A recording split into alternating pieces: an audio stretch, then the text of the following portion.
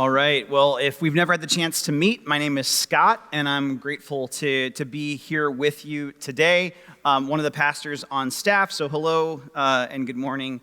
And I just want to bring you up to speed where we are 15 days into 2023 as it relates to kind of our rhythms as a church. One of the things that we've tried to do, just sort of knowing, right, that we're 15 days into the year, and maybe not you, maybe your life is all together and good, but a lot of folks at the turn of a year start to kind of take count of things and say, hey, these are the things that I'm going to do differently in 2023. These are some things I need to leave in 2022. And then what we all know is if you go to the gym 12 months a year, January, it's going to be a little bit tighter. And then you're like, no, it's no big deal because by mid-February, I'll have plenty of room again, right? Like whatever that thing is for you, we kind of know that it's easy to do things for a really short window of time, but sustaining that stuff through just the life happening, and life happens, is a different challenge.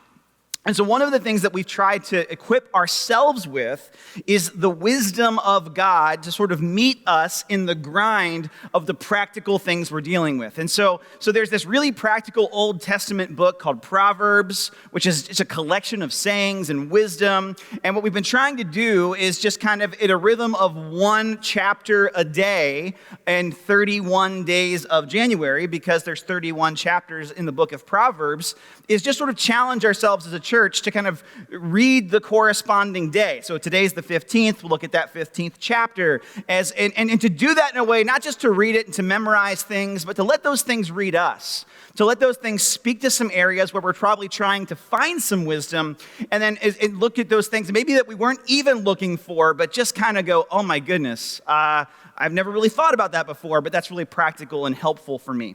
So on the Connect page that Katie just talked to you about, if you QR code that or go to that particular website, there's a place called Sermon Notes. There's one particular tab. And if you want to follow along with other people with some supplemental videos and some devotional thoughts, and even just I've really enjoyed hearing what other people from our church are saying about the verses that they're reading, you can find the reading plan that corresponds with that. If that's too much media and too much digital for you, spoiler alert, you can open up a Bible and you can interact with it that particular way too, whichever is best for you in your own kind of place of growth. Now, as we do that, here's something we would see this week if we've been paying attention in the week prior. There's been a lot of things what the Proverbs want to instruct us in. Stuff that, even though this book is thousands of years old, still make a lot of sense, right?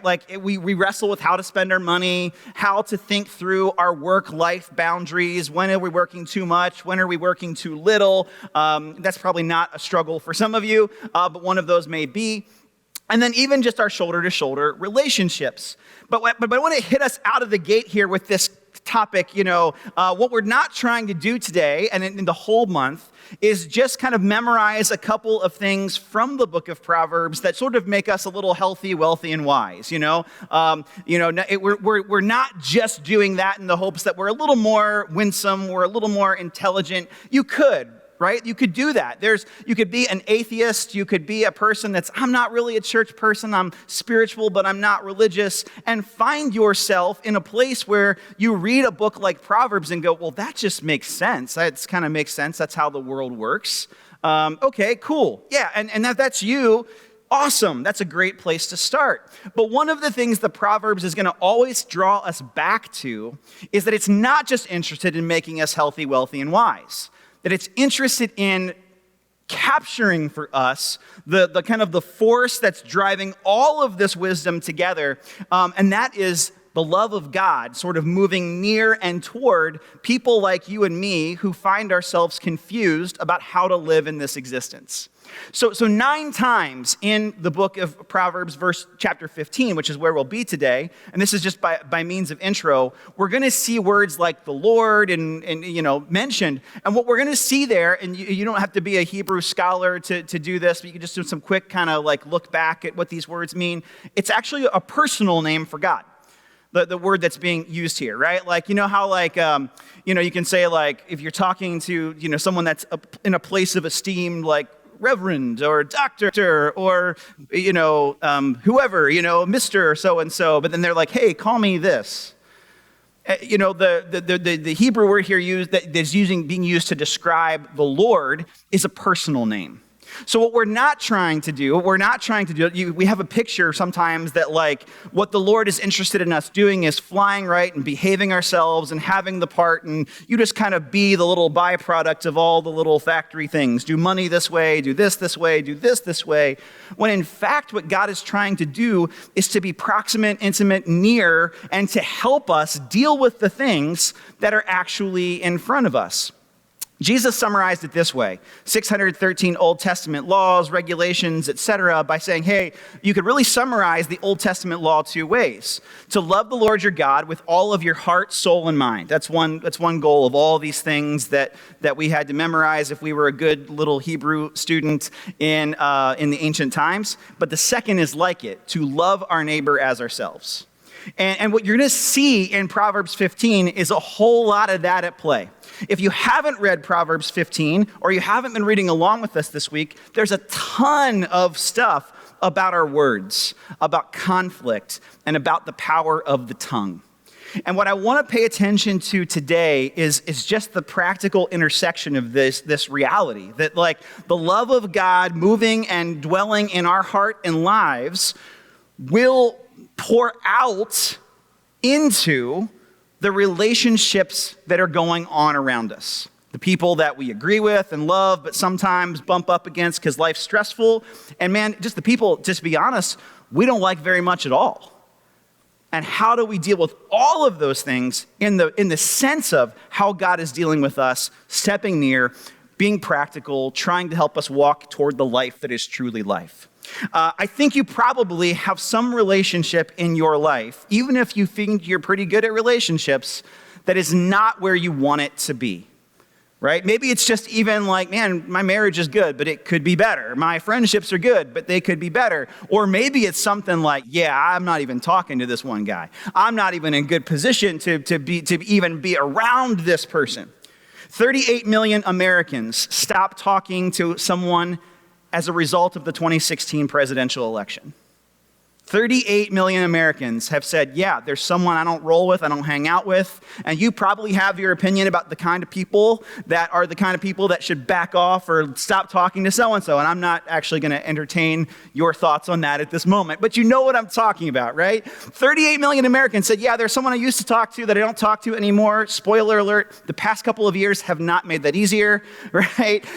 We all know that to be particularly true. I was actually shocked by this stat. The best book I've read this year, I know we're not that far into the year, is Amanda Ripley's book called High Conflict. She talks about surveying nurses over the course of 9 different countries. So it's not just one particular healthcare system. Over 9 different countries, 90% of the nurses surveyed said that over the course of the past 30 days, someone had been verbally abusive to them. And it wasn't when they would say, hey, tell me more, dig a little deeper. 80% of them said it was coworkers and doctors that were the ones that were verbally abusive, right? So we kind of had this image of like the bad patient, that's probably some of us, but it was actually colleagues and kind of those that are, sort of making decisions. And those of you who are in healthcare and medicine can tell me stories in the lobby or outside, because that blew my mind. 25% of people in the United States are estranged from someone that they wish they were not estranged from, right? And in some cases, it may be something that was necessary, right? There's a situation where there's an abusive nature of a relationship, and so, hey, I had to step out. We had to reframe this relationship. We had to do it differently, or hey, there was a strain. Something got between us, and it just isn't where it needs to be, and I am regretting that that's a reality. I say all of this to say there's a pretty good chance there's somewhere in your life that you wish you could do conflict a little bit better. That there's some place in your life where you wish you would utilize your words better than you have. There's probably some area of your life where you wish other people would have chosen their words a bit more carefully. And that's what Proverbs 15 is going to help us kind of look at today. it kind of forces us first and foremost, I think, to dispel a myth about what it means to be a follower of Jesus and what it means to deal with conflict. I think Rich Volodas says it well. He says, dealing with conflict is not a sign of immaturity. It's a reflection of the depth of our maturity in Christ. So it's not to say that followers of Jesus don't have conflict and shouldn't have conflict. It's to say that the wisdom of God walking in us and through us should help us to do conflict differently because of how we view ourselves, because of how we view God, or even because of how we view other people because of our faith. It doesn't mean no conflict, bury it down. No, we don't talk about hard things, but we do those things differently because the fear of the Lord and the wisdom that it's evoking in us. Okay, so Proverbs 15, we're going to dive in. I'm going to use kind of 4 movements actually from the same chapter that quote from Rich Volodas comes from. Just 4 thoughts he has, but letting those things sort of drive some conversations about Proverbs chapter 15. Okay, so that's just helpful for you to know. The first one is this, that healthy conflict requires healthy confrontation. Healthy conflict requires healthy confrontation. Which means we have to engage on some level the baseline reaction all of us have to conflict, because you got one, right? Some of you just, everything's a fight, right? Like you're stopping people on the bus, you're stopping people on the street that are having sidebar conversations. You're going, well, actually it's this. Like you love to debate, you love to argue. It's probably some of our baseline. If we're honest, there's some of us who are fighters in this room. Maybe because we've had to be. Right? Nature, nurture, don't know which, but there's some of us that the way we got through, the way we survived a tough upbringing, the way we survived some difficult relationships was we had to be fighters. There are others of us who flight, right? We run for the hills. There's a sitcom in the 80s where there's one character, every time something went sideways or it was tough, he like sprints out of the room. Yeah, and then that's some of you, right? Like even if people just raising themselves up or even just animating themselves a little bit and you're like, I'm out, you do not love conflict. You flee it, you dodge it, you don't accept meetings if it looks like it's going to be that way. And then there's others, we just freeze. We're freeze people. Like people start arguing or saying heavy things and hard things and we just don't know what to do. And what the book of Proverbs wants to do is challenge your baseline, right? If you're a fighter, it's going to say, hey, slow your roll. If you are one that likes to flee, it's going to say, hey, not all conflict is bad, right? Like we have to have some level of healthy confrontation. And then just practically, if we're freezing, hey, how can we do that better so that we can actually step into the hard situations with the love of God in mind? Right? There's really kind of 3 layers by which I think this first point bears out. I think first we see it in Proverbs 15 internally, meaning how you deal with a sense of conviction. Who when you know that you're wrong about something or something challenges you, how do you internally process it? In other words, how are you in conflict with yourself? Right? Are you the kind of person that like beats yourself up and it's shame? Are you the kind of person that's like, well, nobody tells me anything? Right? Because one of the things we said last week was if we're not teachable, if we're not able to receive correction, then we're not actually pursuing maturity. Because none of us in this room are finished products. None of us in this room have it all figured out. Chapter 15, verse 5. And spoiler alert here, I'm going to jump around a little bit in Proverbs today because Proverbs 15 is a series of one-liners. It's not intended to sort of like the thought starts here, it ends here. It really is kind of, in a sense, the literary device that's being employed here kind of lets it sort of jump around. So just for the sake of organizing the thought a little bit. So if you're like, well, we're in one minute, now we're in 22, now we're in 6. What are you trying to pull on me? That's it, okay? Just helpful for you to know. Verse 5 says this, a fool spurns a parent's discipline. Whoever heeds correction shows prudence. Verses 11 and 12. Death and destruction lie open before the Lord. How much more do human hearts? Mockers resent correction, so they avoid the wise. Verse 32. Those who disregard discipline despise themselves, but the one who heeds correction gains understanding. So just in our own inner monologue, in our own internal processes, right? Perfectionists, take heed. Like, We all have room to grow. We all have space to learn. We all have to be people who on some level have to wrestle with on some level the ability to even have ourselves be confronted or confront ourselves as it means to be open and teachable and learning. Does that describe you? Does that describe you? Or are we just a person that's just always like keeping everything, including God, at arm's length? We also see this play out interpersonally. Proverbs 15 verses 1 and 2 says, "A gentle answer turns away wrath, but a harsh word stirs up anger.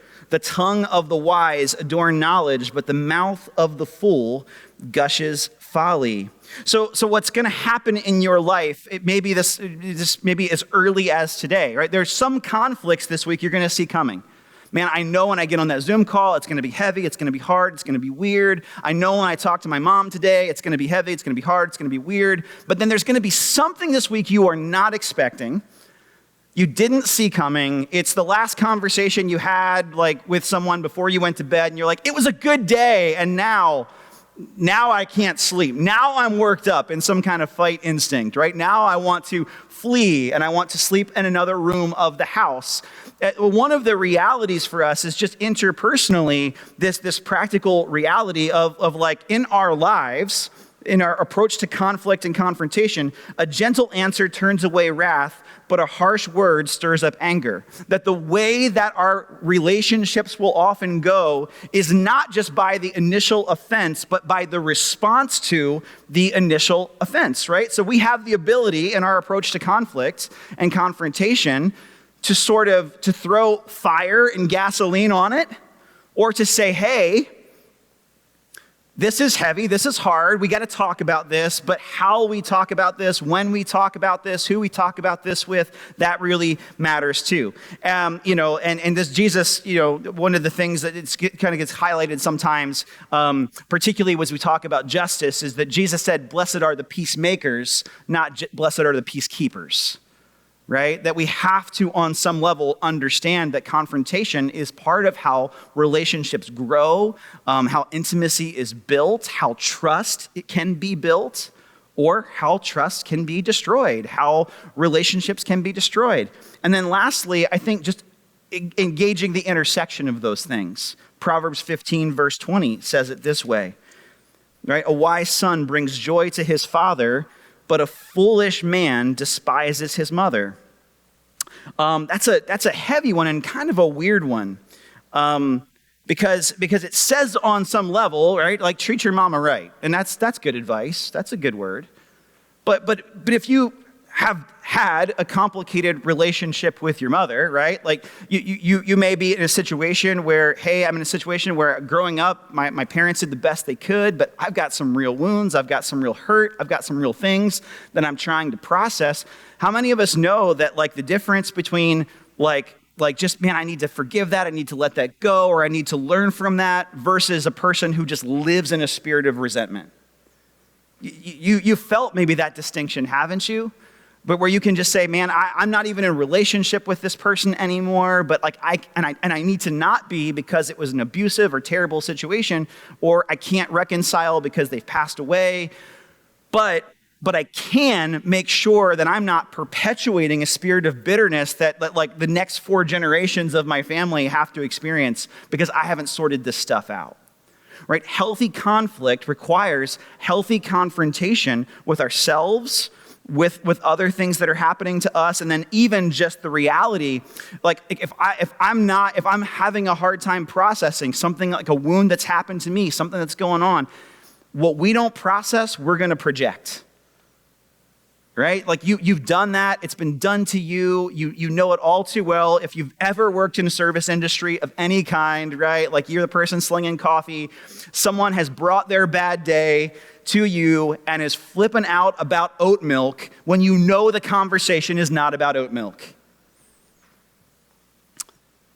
So healthy conflict requires healthy confrontation. Healthy speaking is critical for healthy conflict. Healthy speaking is critical for healthy conflict. Proverbs 15:4 says this. It says, the soothing tongue is a tree of life, but a perverse tongue crushes the Spirit. And you're like, okay, so as you're talking about words and the kind of words we say and the naughty words and the not naughty words, maybe to some degree, sure, but I think we're talking about something much more life-giving than that.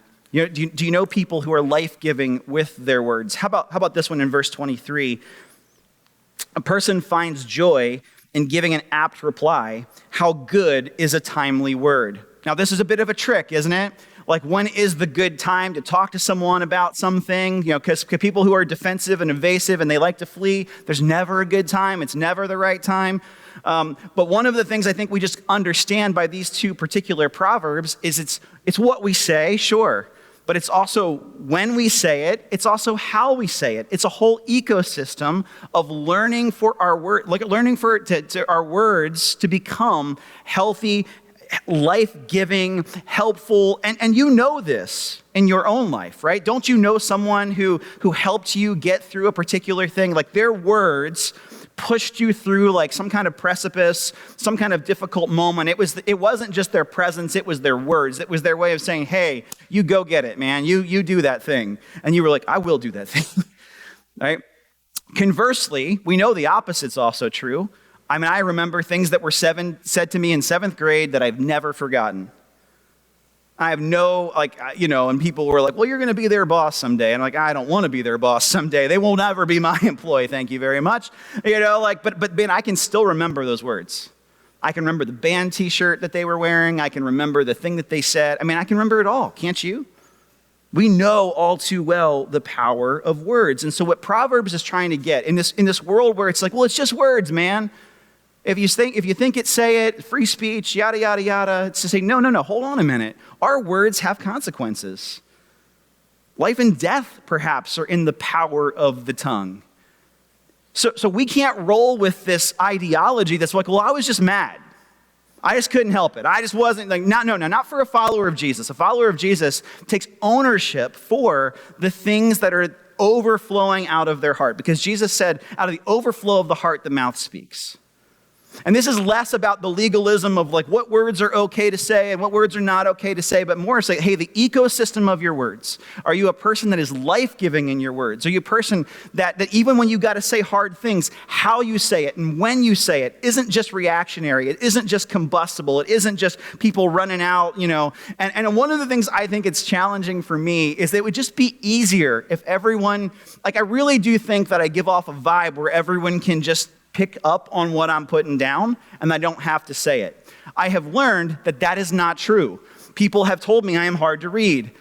I don't think I am, right? This disconnect is important for me to gain and glean information to say, hey, how do I bring clarity where there's not clarity, right? The way we like to live this comes from Amanda Ripley's High Conflict. She's like, yeah, we like to, she uses this illustration. She says, if I just play the song on the table, you can just guess it, right?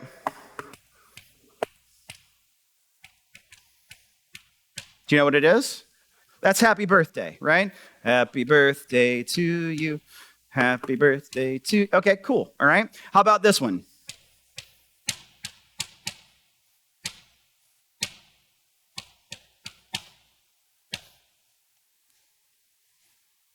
Yes, it's what I hope we're doing at midnight tonight. I'm not optimistic, but it's what I hope we're doing as Ravens fans tonight at midnight. Like, I would love a chorus of it going through Federal Hill. I'm not optimistic, but I would love that, right? How about this one?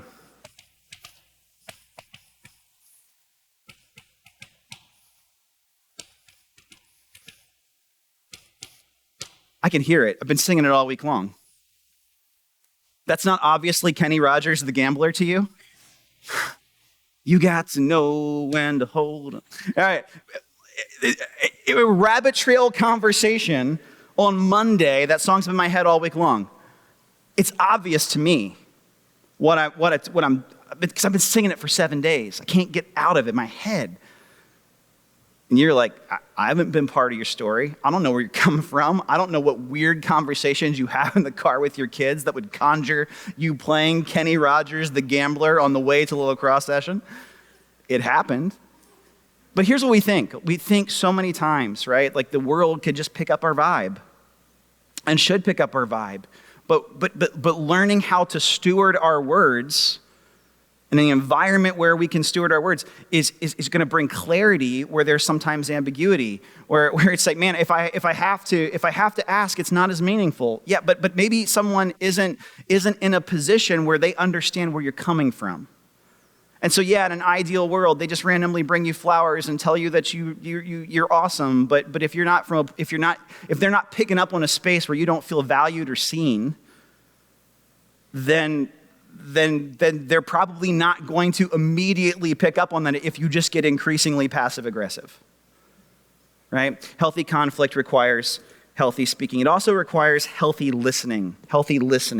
Careful listening is critical for healthy confrontation, because what we do, and this happens to you, doesn't it? Like, you have kind of a caricature base of like the people you disagree with, right? Think of the people, how you picture people that are in the opposite political party to you.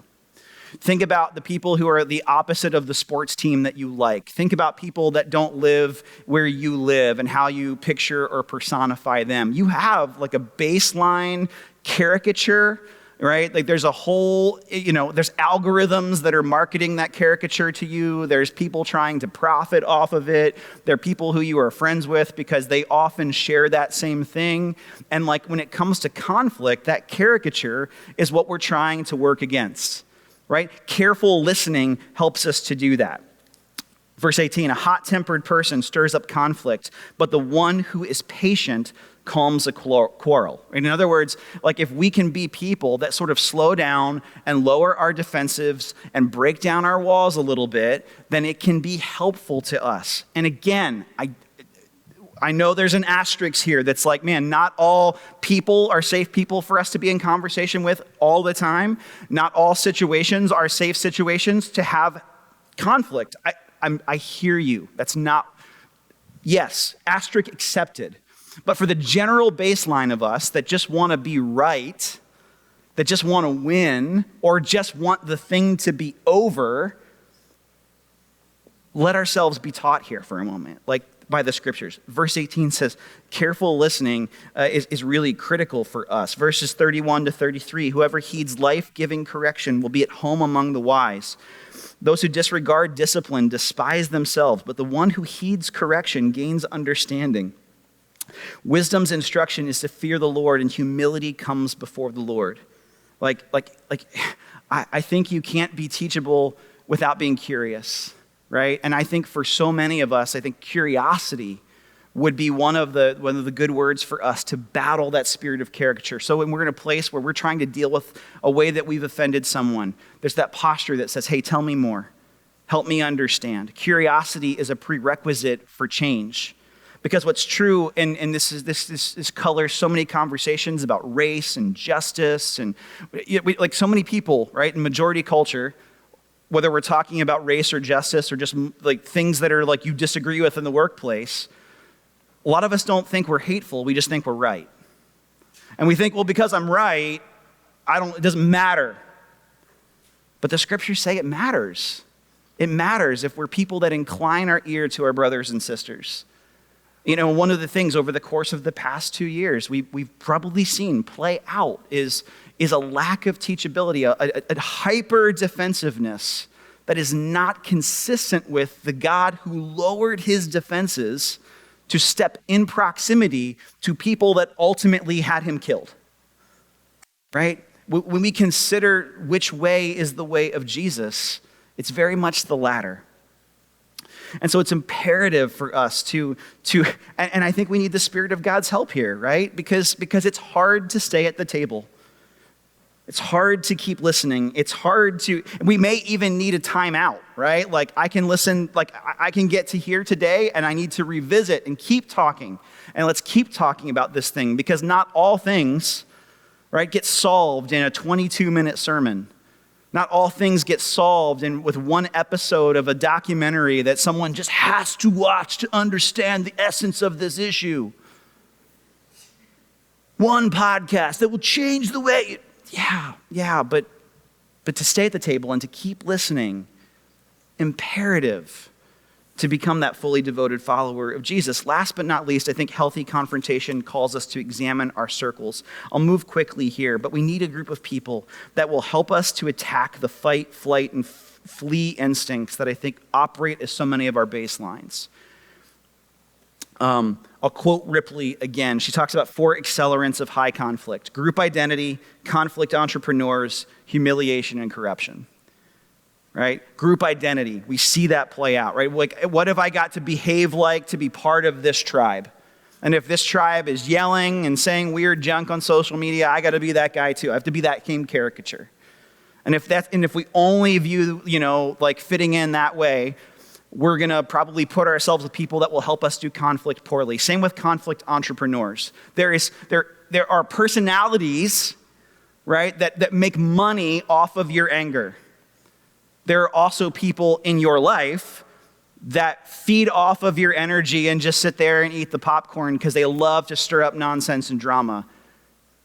But if we're giving it to them, that's a them thing, but it's also an us thing, right? And then looking at how we speak to others. If we're coming from a place of humiliation, like if our goal is just to shame people, guess what?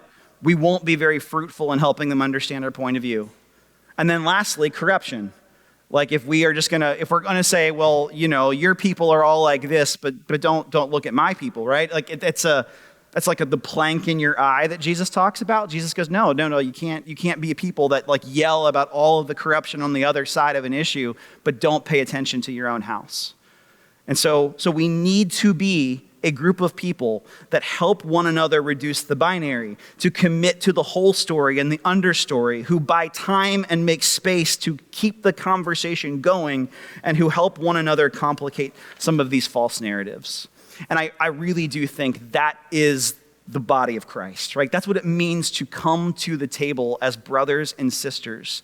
To be invited to the Lord's table is not to say, well, we're the in crowd, we're the guys that have got it all figured out, and the rest of you all are stupid. But to say, hey, the way I have found hope in my life, the way I found joy in my life, the way I found peace and love in my life is because I understand the one who became proximate and near and is walking with me. And communion is this reminder that like we didn't earn our spot at the table this week, we've received it. And that we come into this room as brothers and sisters who are trying to figure that out. We got so many messy situations in us and around us. And like to be a community of people that stay at the table and like continue to help and walk with one another is the essence of this invitation.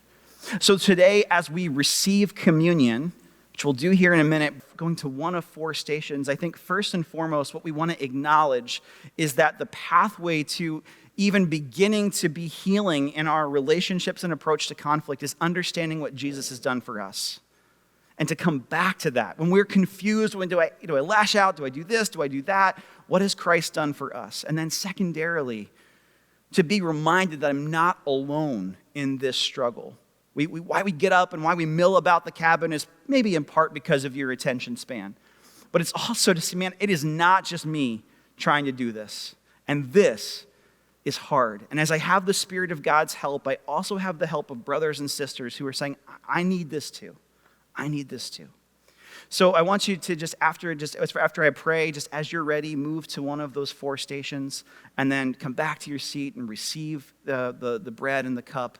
And the band will continue to direct us in how the love of God can meet us in the conflicts and the messiness of our story today. God, thank you for your love for us. Thank you for the way you've poured yourself out. God, sometimes you stepped into situations where it seemed like you'd bring peace and you actually dropped something really hard and heavy. Sometimes you let the people that loved you most get really confused. Other times where everyone else was yelling and screaming, you brought words of comfort. And God, as we celebrate how you've moved near our stories, would you also encourage or challenge us to consider which of those ways we need to engage the situations around us? In the name of Jesus we pray. Amen.